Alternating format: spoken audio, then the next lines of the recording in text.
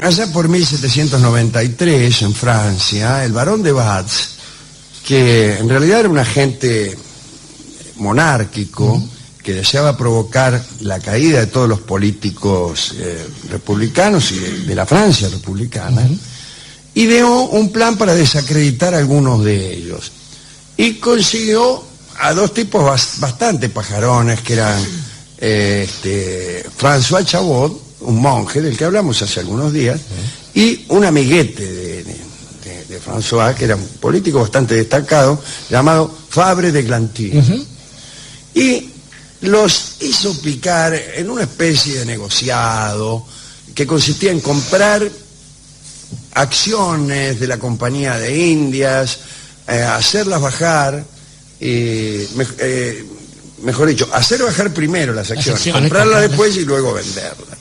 Pero el plan del barón de Batz era revelar la maniobra después y desacreditar de este modo a estos dos tipos y a otros que también habían participado, que eran diputados de la Asamblea. Y así lo hizo, y surtió efecto. Fabre de Glantine, que había sido sobornado con un montón de guita, y François Chabot, que también, se vieron acusados de fraude, etcétera, etcétera. Y entonces, para que se hablara de otra cosa, Fabre de Glantine inventó el calendario revolucionario. Ese calendario que hoy produce alguna emoción fervorosa, revolucionaria, en realidad cuando se conoció divirtió enormemente, especialmente a los enemigos de la República y en forma particular a los emigrados, a los nobles que estaban en otros países. Una noche, un oficial ruso que volvía de París y se dirigía a San Petersburgo, fue recibido en el castillo de Schönbornlust, donde se encontraba el conde de Provence. Mostró la obra, el ruso mostró el calendario, la obra de Fabre de Glantine, y todos los amigos del príncipe se partieron de risa al leer los nombres de los meses: nivoso, brumoso, pluvioso, primario, brumario. Sí, brumario, mesidor, fructidor, termidor, bueno, todo eso, ¿no? Y el delirio fue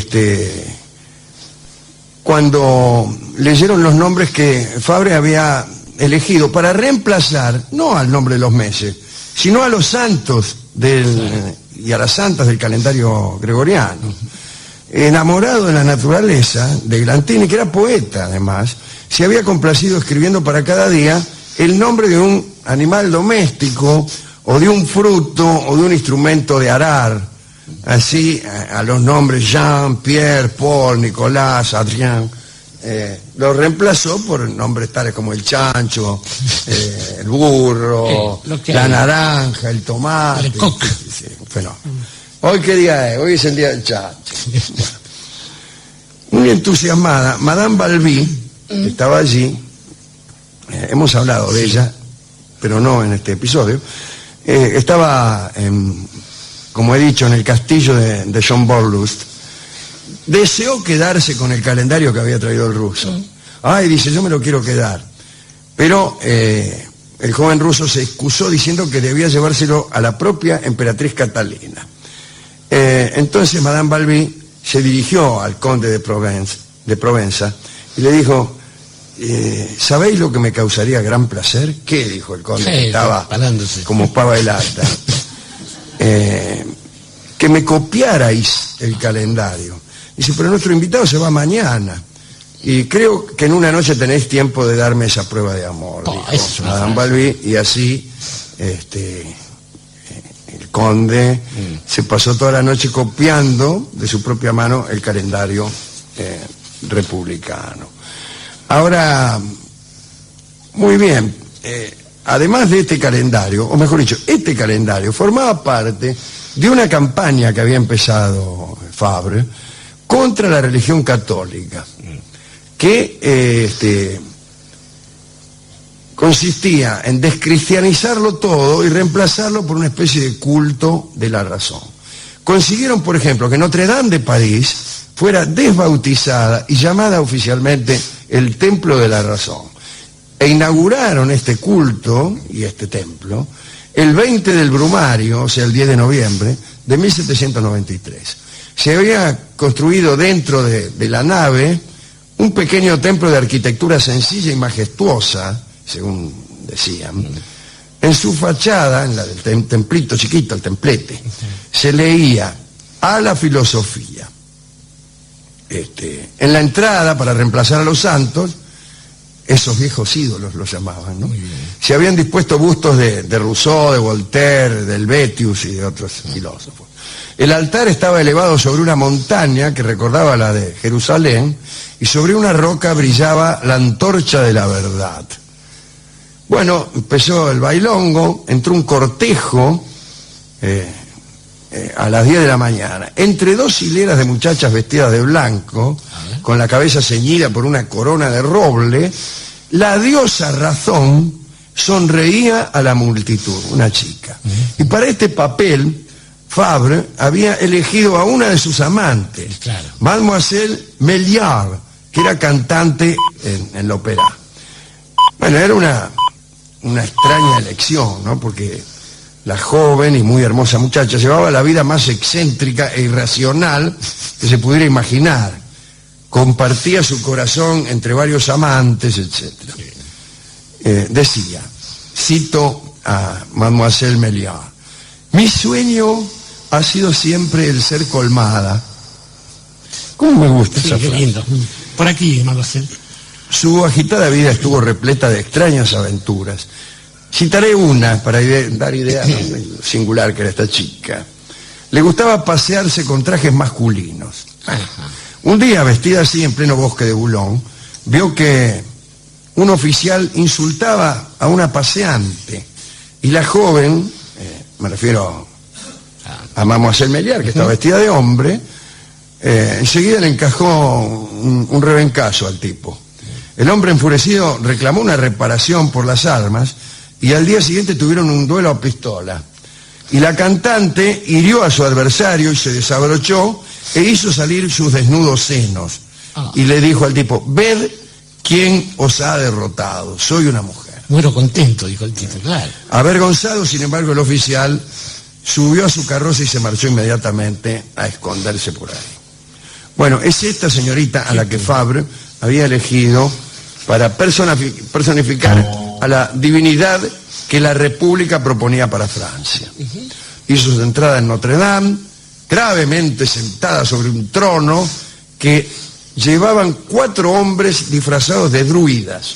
Disfraz de druida es difícil. Iba vestida con una túnica blanca, llevaba un gorro frigio y un palo sí, como el del escudo, claro, de ébano en la mano. Palo frigio también.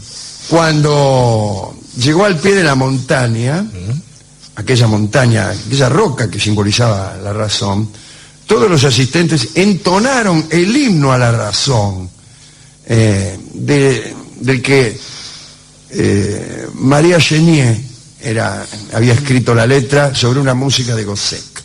Luego el cortejo, precedido por unos músicos, qué sé yo, se dirigió a la convención, se rajaron de Notre Dame. Al llegar, Mademoiselle Méliard bajó de su trono portátil, se colocó al lado del presidente, el presidente la besó, y todo el mundo volvió a Notre Dame. La cantante se instaló en el altar para ser adorada por el pueblo. El culto a la razón empezó de manera extraña. En la nave los devotos se inclinaban entre Mademoiselle Méliard gritando «¡Viva la libertad, viva la patria!». Pero en los rincones oscuros se desarrollaban escenas menos edificantes. Se habían escondido las fachadas de los confesionarios. Claro. Se escondían a curtir en los confesionarios. Eso los es tipos. Está en lugar de santidad, está bien. Esto lo dice Sébastien Mercier, que es el autor de un libro divertido que se llama París bajo la Revolución, ¿no? Y de ahí, del interior de las pequeñas capillas de madera partían unas risas agudas, en fin. Y muchos espiaban lo que allí pasaba, etcétera, etcétera. Y ríase de las tentaciones de San Antonio. Durante los días siguientes, la misma operación se repitió en todas las iglesias de París. En San Eustaquio, el culto dio lugar a escenas de orgía directamente. Se habían preparado en la nave unas mesas repletas de botellas, salchichones, butifarras blancas y paté. Sobre los altares, sigue diciendo merci, se hacían sacrificios, tanto a la gula como a la lujuria. En el coro se había instalado un decorado campestre con rocas y árboles. Bandas de muchachas corrían sin vergüenza tras los hombres y se hacían hacer cosquillas impúdicas. Me está gustando. La revolución tiene su... Sí. Y lo hacían, dice aquí, Mercier, de manera francamente patriótica. Sí, claro. La nueva religión creada por Fabre de Glantine degeneró muy pronto en una bacanal interminable. Como la vieja. Todas las aprendices de actriz querían representar el papel de la razón y el monje Chambot, Chambot, sí. Chambot, sí, François Chambot y su amigo de Glantine les tomaban exámenes a las actrices para ver si estaban capacitadas para representar el papel, ¿no? Y buscaban las características de la razón en lugares muy raros. Finalmente la divinidad encontró su personificación en impuras cortesanas.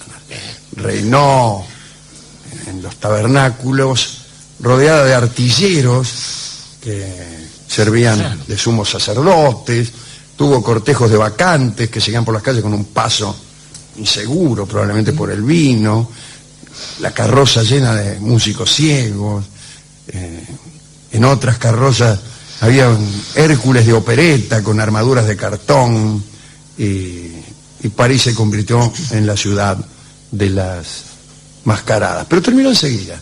Y aquí no sabe quién la terminó. El hombre de la mandíbula rota, su amigo Maximilien Robespierre. Ahí está. Un abogadito de Arras. Se cansó de las bobadas, las reemplazó por otras. Y estableció la religión, o el culto del Ser Supremo, y además ordenó el arresto de todos los protegidos del barón de Batz, Robespierre, considerados como agentes del extranjero. Así que todo lo que había hecho Fabre de Glantine, que era un protegido del barón de Batz, el que había hecho el curro de la Compañía de Indias, todo lo que había hecho para que la gente se olvidara de eso, a saber, la religión de la razón, etcétera, se vino abajo porque se pasaron. Claro, Dios castiga sin palo y sin revén, que le gritaba a Robespierre cuando la pasaba. razón castiga sin palo y sin revén. Bueno, eso es lo que tengo que contarle acerca de todo esto. Tanto Chabot como de Glantine, como ese mismo día Danton, contados fueron ejecutados en abril de 1594, el mismo día. Yo creo que el 6 de abril, un día de eso. Bueno, después lo seguirían el mismísimo Robespierre y Saint-Just y todos los amigos también, ¿no? Sí, bueno, no quedó más nadie tarde o más temprano les tocó a todos. Pero aquel día de abril, creo que 6 o 5, hubo gran mortandad en la que hoy es una pacífica Place de la Concorde. Como su nombre lo indica. Estaba pensando, Alejandro, está muy bien que lo haya nombrado a nuestro abogado Maximilien Robespierre, que alguna vez además había tenido que hacer el discurso de homenaje a su majestad cuando llegaron a Arras, a la pequeña ciudad, sin saber en qué se convertiría él mismo, claro, y la suerte que correría el ciudadano Capeto. Pero estaba pensando también que Fabre de Glantine, con esta idea de distraer a la gente por el curro que se habían mandado, en realidad fue un poco más allá. Fíjese, cuando uno piensa en entremeses, no Barto, que pensaría en algo de comer, pero entremeses digo, porque si un mes se llama brumario, noviembre, pongamos por caso, bueno, uno espera que haya brumas. Si el mes se llama termidor, tiene que hacer calor, sí o sí. Y ahora, ¿qué pasa con esto de los hemisferios? Porque a mí me indigna cuando dicen abril es el mes más cruel. Claro. ¿Qué abril? Es octubre, loco, ¿qué te pasa, por ejemplo, no? Mira, crasamente francés. Sí, claro, naturalista. Colocaba el universo solamente en Francia. Claro. Que es la idea que tienen los europeos en general y así les va. Así es. Pero después también pensaba que esta historia del Le va muy bien. le va muy bien.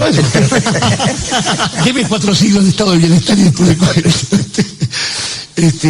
esta cuestión del secretismo a veces nos atraviesa. Por ejemplo, recordar en Estambul, ese templo brilloso que hay ahí, es Santa Sofía. ¿Qué otra cosa es Santa Sofía sino el culto de la razón? Disfrazado de disfrazado de catolicismo, que poca razón tiene.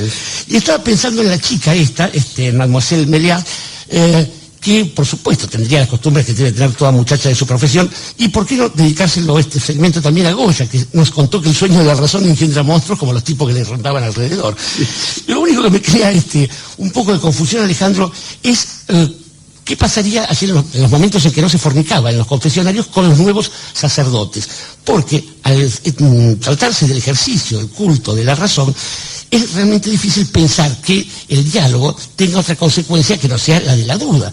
Y entonces, imagínese usted una especie de sacerdote razonable, ahí recibiendo un tipo que le contase, no estoy seguro que la tierra sea redonda. ¿Qué le puede decir un cura a un hombre como ese? Mire, me da pena. ¿Sí, que yo piense esto? No, me da pena confesarlo.